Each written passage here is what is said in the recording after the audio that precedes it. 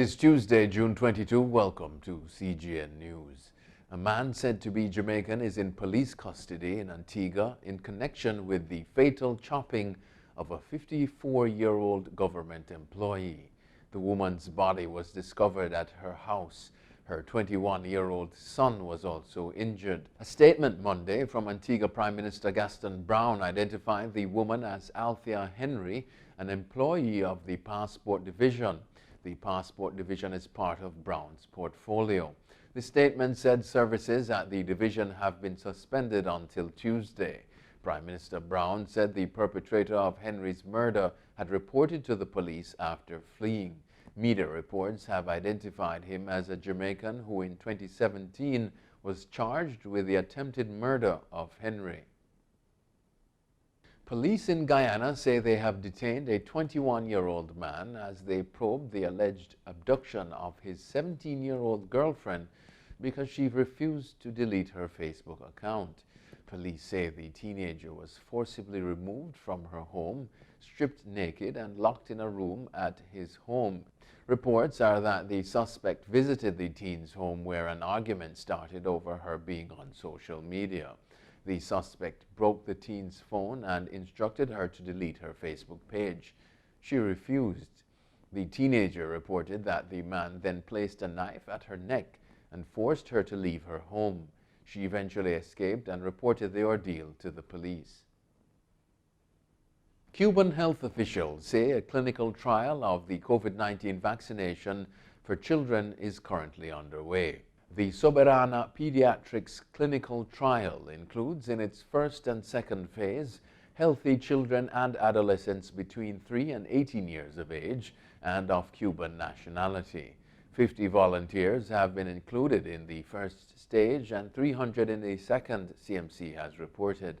The health authorities in Cuba say the study will be carried out sequentially. The first stage of the research will be carried out at the Juan Manuel Marquez Pediatric Hospital, and later on the trial will be extended to other municipalities.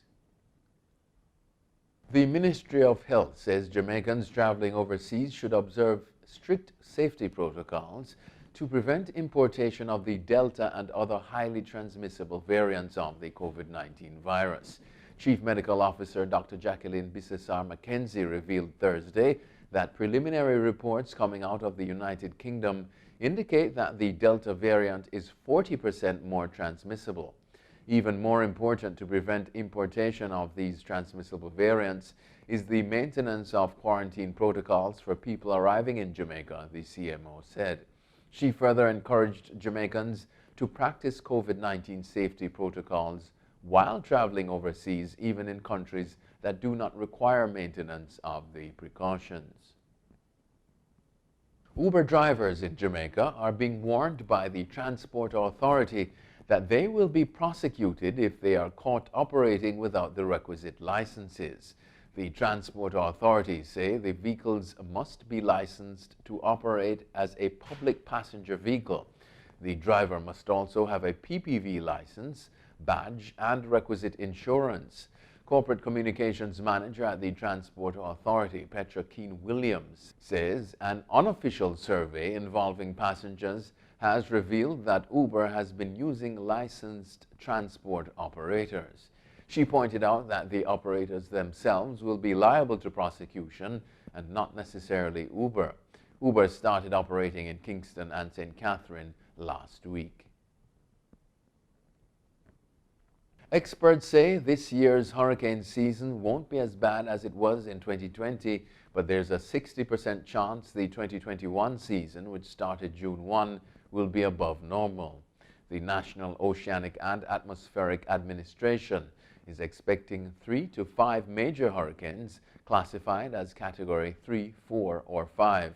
The Atlantic hurricane season is also expected to bring 13 to 20 named storms. Of those, 6 to 10 could become hurricanes with winds of 74 miles per hour or above. The average Atlantic hurricane season has 14 named storms. Atlantic tropical storms are alphabetical and alternate between female and male names. Some of the names for the 2021 season are Anna, Bill, Claudette, Danny, Elsa, Fred, and Grace.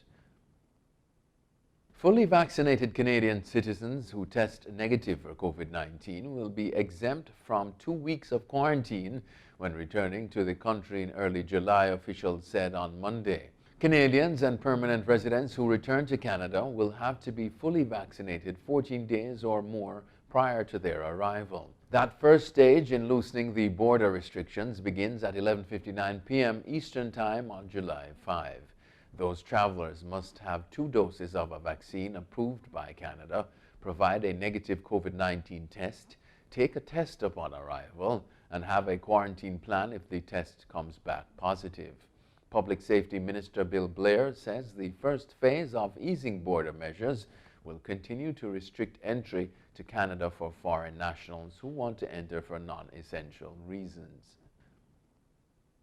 Iran's president-elect on Monday, in his first remarks since his landslide election victory, rejected the possibility of meeting with U.S. President Joe Biden or negotiating Tehran's ballistic missile program.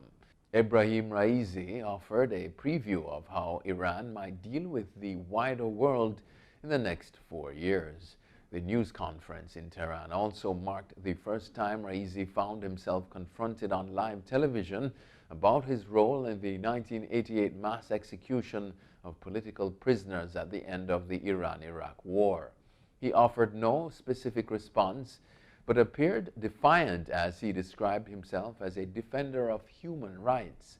Raisi took questions ranging from his views on the nuclear talks to relations with regional rival Saudi Arabia. The 60-year-old cleric swept nearly 62% of the 28.9 million votes in Friday's presidential election. To celebrate the Windrush generation's many contributions to the UK, various groups are hosting events from Windrush Day on Tuesday, June 22, through to NHS Day on Monday, July 5. This year, in a first for Islington Council, the Windrush Day flag will be hoisted above the town hall. The flag-raising ceremony will mark 73 years since the Empire Windrush ship arrived at Tilbury Docks in London in 1948, carrying hundreds of people from the Caribbean, invited by the government to make a new life in Britain and perform a vital role in helping to rebuild the country after the Second World War.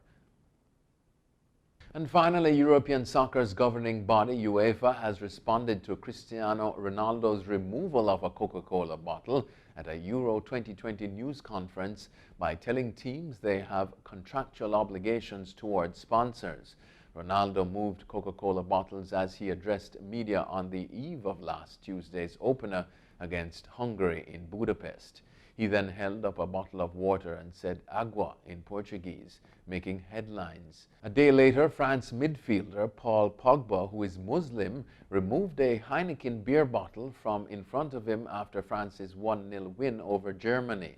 UEFA on Thursday reminded teams that partnerships are integral to the delivery of the tournament.